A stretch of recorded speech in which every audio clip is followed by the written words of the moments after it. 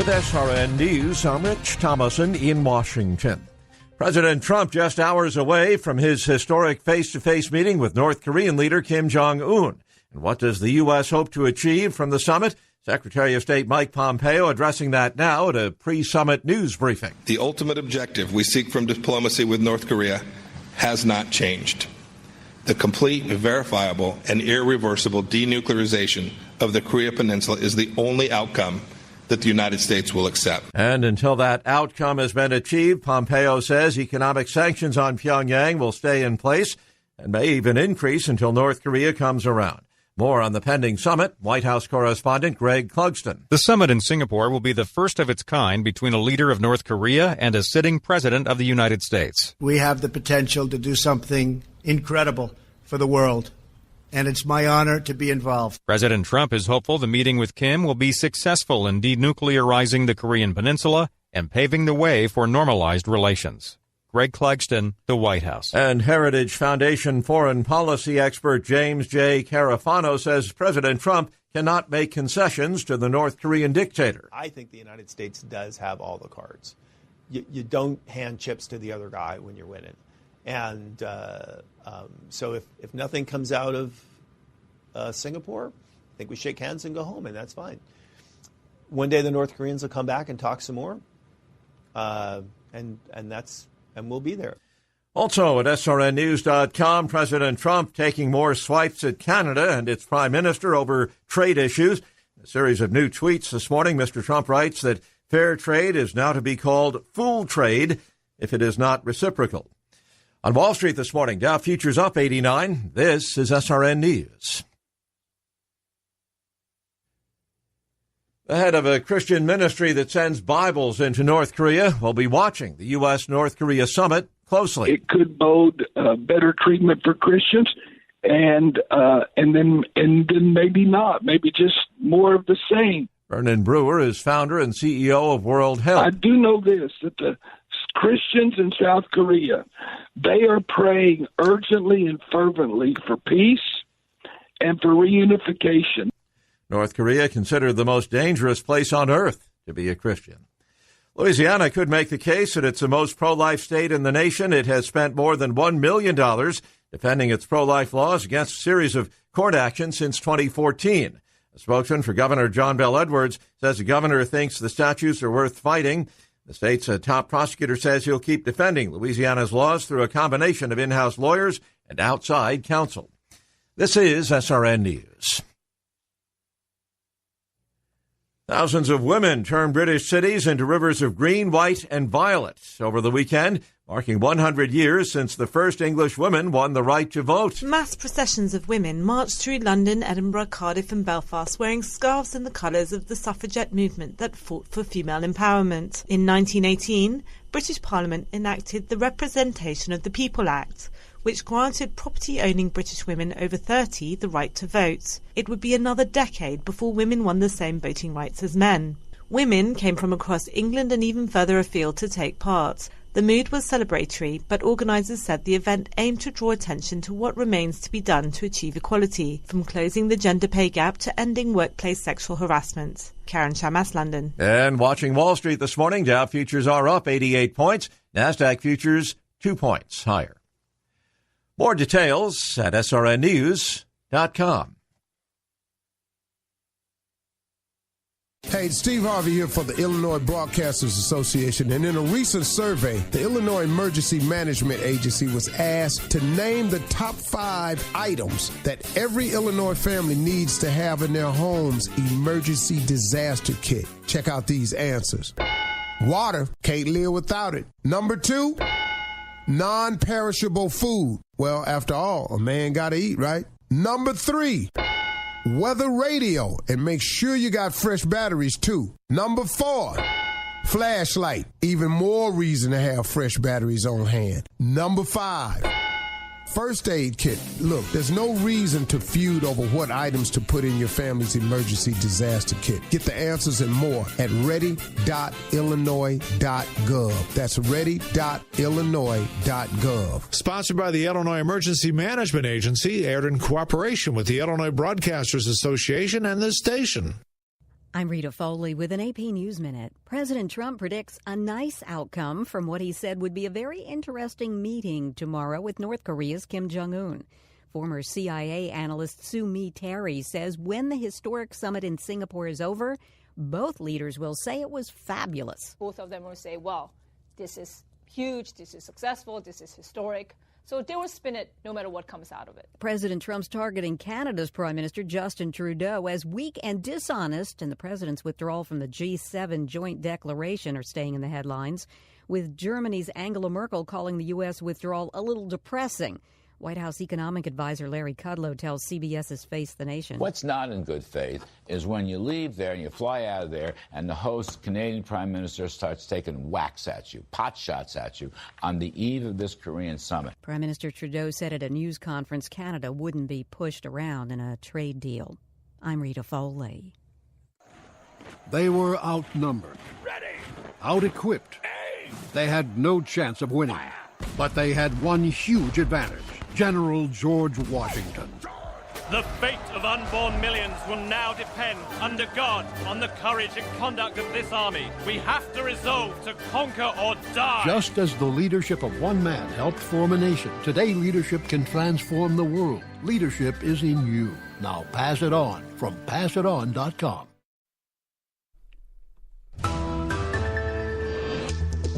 From CBC News, it's The World This Hour. I'm Joe Cummings. U.S. President Trump and North Korean leader Kim Jong-un are in Singapore, and tonight they are scheduled to take part in an historic face-to-face meeting. It's widely agreed Kim is looking to open a new relationship with the United States, while Trump is pushing for the North to give up its nuclear weapons. Here's Sasha Petrusek. With the summit just hours away, U.S. President Donald Trump and North Korea's Kim Jong-un spent the day blocks from each other in Singapore, getting ready, while their officials scrambled to give them something they can actually agree on when they shake hands tomorrow. Trump's aim is to convince Kim to give up his nuclear missiles, all of them, as quickly as possible.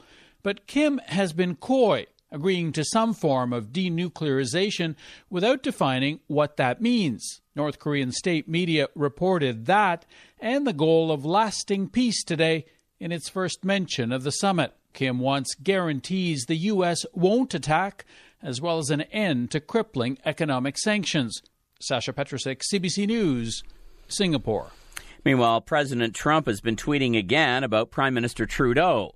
Writing overnight, Trump says Canada makes billions off U.S. trade and, quote, Justin acts hurt when he's called out. This latest tweet follows a weekend of harsh attacks against the Prime Minister, not only from Trump, but from Trump's inner circle. Katie Simpson has the details. The president's top advisors added insult to injury. He really kind of stabbed us in the back. There's a special place in hell for any foreign leader that engages in bad faith diplomacy with President Donald J. Trump. Prime Minister, what? Trudeau ignored reporter questions about the insults, instead sending out the foreign affairs minister to try to de-escalate tensions. Canada does not believe that ad hominem attacks are a particularly appropriate. Chrystia Freeland didn't sling any mud, insisting that actions are more important than words. Our retaliatory tariffs will come into effect, perfectly reciprocal, perfectly measured, a dollar-for-dollar response on July 1st. Katie Simpson, CBC News, Quebec City. Meanwhile, in New York City, President Trump was singled out for attention at last night's Tony Awards. Here's Oscar-winning actor Robert De Niro. I'm going to say one thing. Trump. It's no longer down with Trump. It's Trump. De Niro was at the Tonys taking part in a ceremony in honor of Bruce Springsteen. Ontario's Premier Designate Doug Ford is saying his caucus will have its first meeting next week. Speaking yesterday ahead of a meeting with his transition team, Ford said he and the other 75 progressive conservatives elected to the Ontario legislature will meet June 19th. Ford's transition team includes former Tory MP John Baird, the former chief of staff in Prime Minister Harper's government, and an executive at the Ford family business. Members of an Ontario First Nation say they will be at jury selection today in the case of a Hamilton man accused of the murder of an Indigenous man. It follows outrage a few months ago following the verdict in a similar trial in Saskatchewan. Dan Takema reports. The accused in both cases say they thought the victims were trying to steal a vehicle. Both victims were shot. Both victims were Indigenous. But members of the Six Nations of the Grand River are hoping that's where the similarities will stop. A reportedly all-white jury found Saskatchewan farmer Gerald Stanley not guilty in the death of Colton Boushie. Now, Chief Ava Hill is calling for the jury that will consider the Ontario death of John Stiers to include Indigenous people. There's a lot of issues in the whole justice system that we need to work on, and I just hope that the same mistakes aren't made. Hill and other members of the Six Nations plan to be at the Hamilton Courthouse to follow the jury selection. As new rules are considered around juries, legislators and legal experts are watching to see what the judge allows lawyers to ask potential jurors about racial bias. Dan Takema, CBC News, Hamilton. And that is The World This Hour. I'm Joe Cummings. Today we decided to walk to school. The light counted. 15, 14, 41, 31, 13. We took a left on Carroll Street. Danny's smart, but he gets distracted. I realized he forgot his homework. I hope he doesn't have another bad day at school. When you can see learning and attention issues from their side, you can be on their side. That's why there's Understood.org, a free resource for the parents of the 1 in 5 kids with learning and attention issues. Go from misunderstanding to Understood.org. Brought to you by Understood and the Ad Council. Your NBC Sports Radio update starts now. I'm John Stashauer. A wild game in Texas. George Springer would hit the first pitch of the game out for a home run. The Astros would go on to lead 6-0. Rangers came back. Game was tied at 6. And then in the ninth inning, the game was tied at 7. And they're going to say it's a balk, and Springer's going to score. How about that? Astros take an 8-7 lead. I don't think I have ever seen a manager go out, complain that a balk wasn't called, and then get the call after an umpire's conference. But that is what has just happened. KBME, the call, and the Astros sweep the 4-game series, winning 8-7. They stay in a virtual tie for first AL West with Seattle. Mariners won 5-4 at Tampa Bay. They've won 17 of the last 22. James Paxton, 10 strikeouts, went to 6-1 on the season. Death taxes and Rafa Nadal winning the French Open. He said winning his 11th title was special. Coming back and have the chance to win in Monte Carlo, Barcelona, Rome, and now especially here is very emotional for me, and it was a very special moment, and received that minute or 2 minutes of the crowd supporting, or that feeling in that moment was difficult to describe. It very emotional for me. Straight sets in Paris over Dominic Thiem. Nadal's career record at Roland Garros, 86-2. Dustin Johnson reclaimed the number 1 ranking in the world. He won the golf to St. Jude in Memphis going away. He won by 6 shots. The third-place finisher was 10 shots behind Johnson. And now begins U.S. Open week at Shinnecock on Long Island. Bob Baffert just trained Justified at the Triple Crown. There was another Baffert horse in the Belmont, and Mike Rapoli, who owns 4th-place finisher Vino Rosso, accusing Baffert of using that other horse, restoring hope to block other horses from catching Justify. NBC Sports Radio. Early to bed, early to rise makes a man healthy, wealthy, and wise. And all was Benjamin Franklin wise. So you actually think electricity can pass through metal? Ha! Ben Franklin, go fly a kite. Excellent idea. Where are my keys? Besides the bifocals, Ben invented the Franklin stove, the odometer, oh, and the lightning rod. Ingenuity, pass it on. From the Foundation for a Better Life at values.com. This is Betty White. I know you don't need one more thing to worry about, but listen. High blood pressure can cause kidney damage, blindness, heart attack, stroke, and you can have high blood pressure even if you feel all right. 1 in 7 adults has it, but it's easy to get your blood pressure checked, and you can treat it if it is too high. So don't worry about it. Don't ignore it. Just see your doctor and check it out. For your free booklet, visit the Will Rogers Institute at wrinstitute.org and find us on Facebook and Twitter. With the RFD Ag Market Summary for this Monday morning, I'm Jim Taylor. Corn slightly higher, beans and wheat ending Friday lower. July corn closing at $377 3/4, up 1.5. September corn up 1 1/4. $3.86 and December corn $3.98 up 1 1/4. July beans closing at $9.69 1/4 down a nickel. August beans down a nickel, $9.74 3/4. September beans $9.80 1/2 down 4 3/4.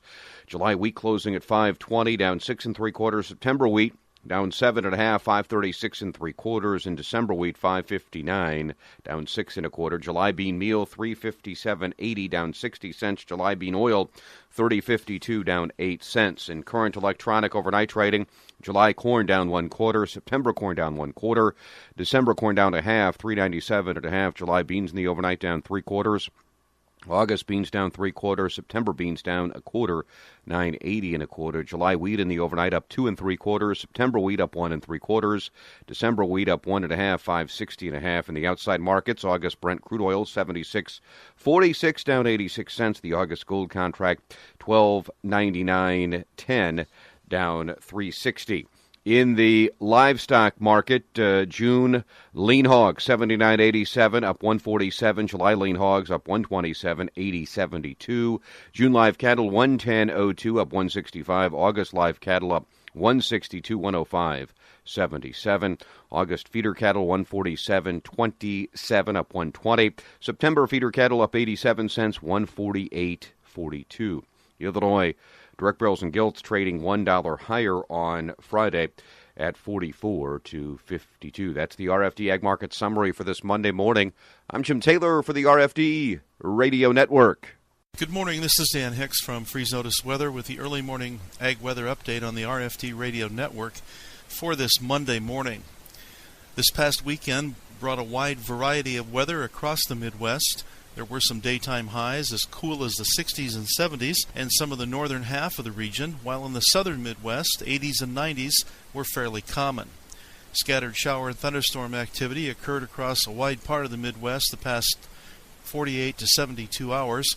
Here in Illinois, some significant and at times heavy rainfall did occur, especially in some central and northern parts of the state, while some west central and southern parts of Illinois did receive mostly lighter rainfall amounts. A stalled weather system across the Midwest will continue to produce scattered showers and thunderstorms across the region today into tonight, with rain chances gradually diminishing from northwest to southeast during the day tomorrow as some cooler, drier air starts to move back into the region. Daytime highs today will be in the 70s and 80s across much of the Midwest, with some 90s in the south.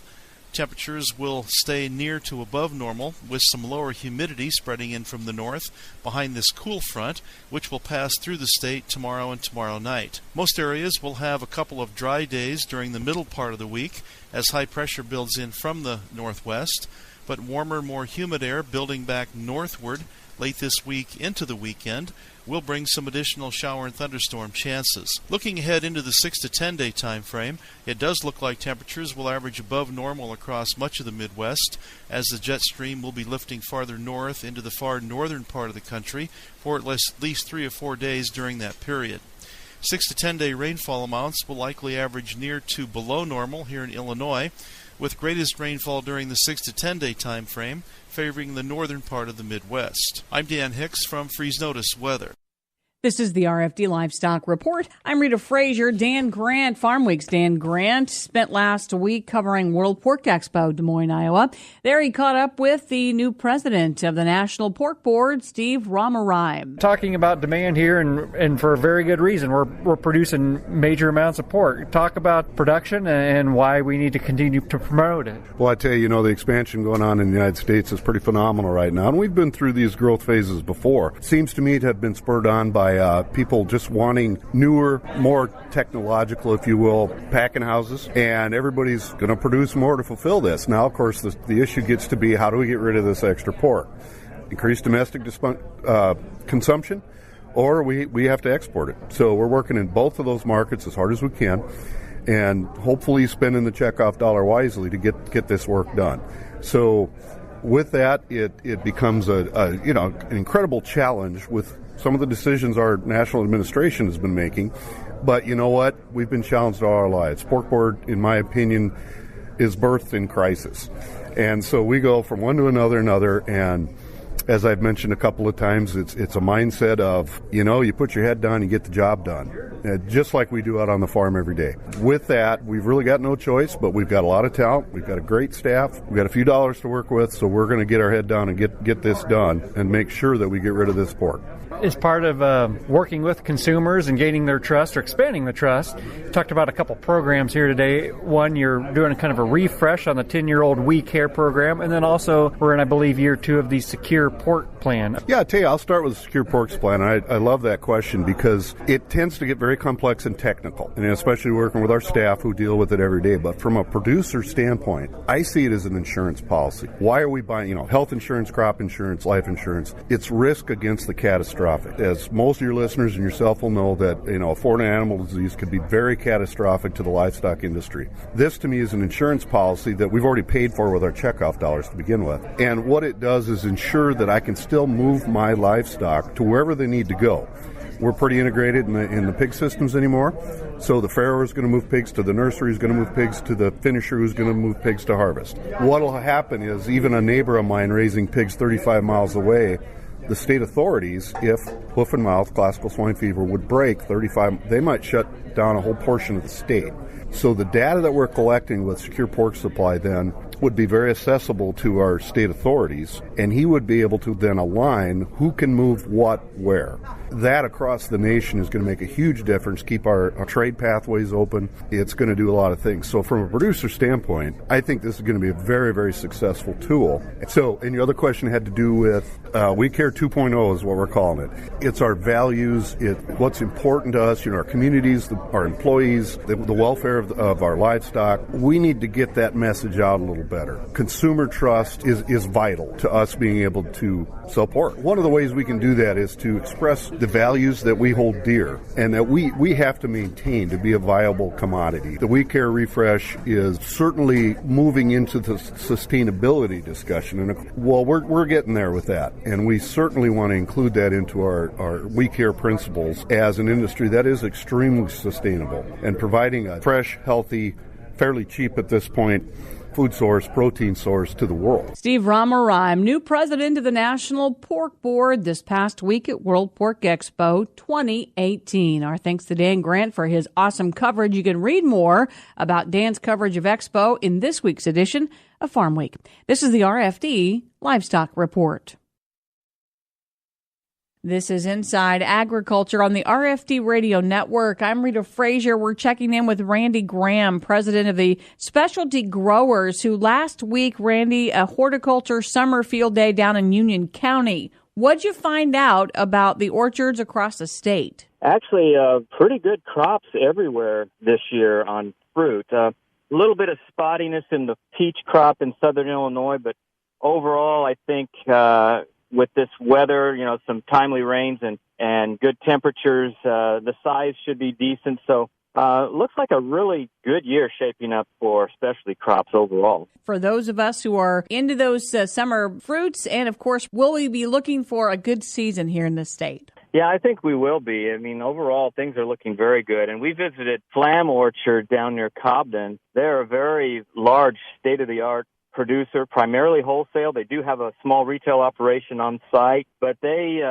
grow 500 to 600 acres of peaches and apples and about 400 acres of vegetables. So they are definitely one of the larger volume growers in the state, and it was really fascinating to see how they have continued to upgrade their operation. They have a state-of-the-art grading line and packing facility that they showed us, took us around, showed us some of their orchards and some of their cucumber and summer squash plantings. And it's just amazing to see the technology that comes to play nowadays in agriculture. I mean, I don't think most people understand how high-tech agriculture is. And when you get into specialty crops and all the different variations thereof, it can be quite diverse.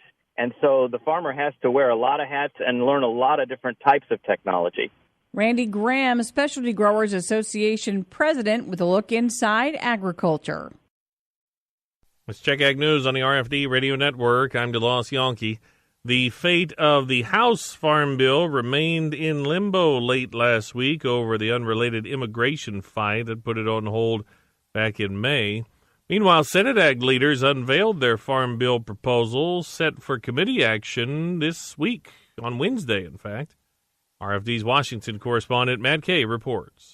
House GOP leaders were working to break an immigration impasse within their party's ranks and had crafted the outline of a deal, but were still trying to nail it down Friday. And conservatives were still demanding an immigration vote as a condition for their votes for the Farm Bill they helped defeat last month. American Farm Bureau's Andrew Walmsley remained hopeful the House would pass a Farm Bill. We're trying to stay very positive that the House will get a Farm Bill, but we are pleased to see the bipartisan fashion of having Farm Bill text out of the Senate and knowing that we're going to plan to mark up next Wednesday. So from the overall standpoint, we're very pleased that the process is moving forward. The Senate proposal protects and strengthens crop insurance, improves Ark County yield calculations, supports a foot and mouth disease vaccine bank, and has permanent funding for beginning farmer and rancher programs. We're seeing some improvements to the ARC program as was expected. Not too many changes to PLC. The opportunity for our farmers to make new elections between the programs. Under Title I, we see, as we're looking into dairy, I think the committee's suggesting some improvements to no longer the MPP program, but the dairy risk coverage program. No new food stamp work requirements that would kill the bill in the Senate, where Democratic votes are a must to avoid a filibuster. But also no limits on those not actively engaged in day-to-day farming operations. But Walmsley adds, there is a lowering of AGI from 900,000 to 700,000.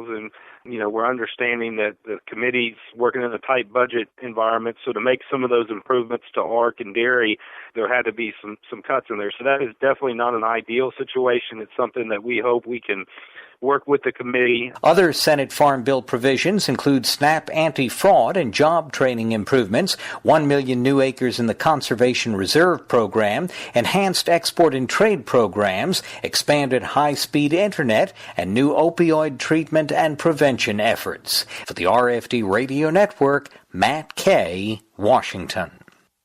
Thanks, Matt. While trade uncertainty can create market uncertainty, the U.S. Meat Export Federation continues month after month to show glowing statistics of product moved around the world. April exports of U.S. pork, beef, and lamb were all sharply higher than a year ago, both in volume and in value. The information was released by USDA and compiled by the Export Federation. Pork exports hit a new volume record with tremendous demand in Mexico. Beef exports had its best April in history. April pork export volume was up 13% in total, both for volume and for value, $584 million in 1 month. For the first 4 months of the year, value is up 9% to more than $2.25 billion. Beef export volume was up 11% year over year. Value was up 23%, the fourth best performance on record. And in the first 4 months of the year, exports are up 10% in volume, and value is up 20% at more than $2.5 billion. April pork export value averaged $58.45 per head, and beef export value is now up to $328 based on April statistics. DeLoss Yankee, RFD Radio Network.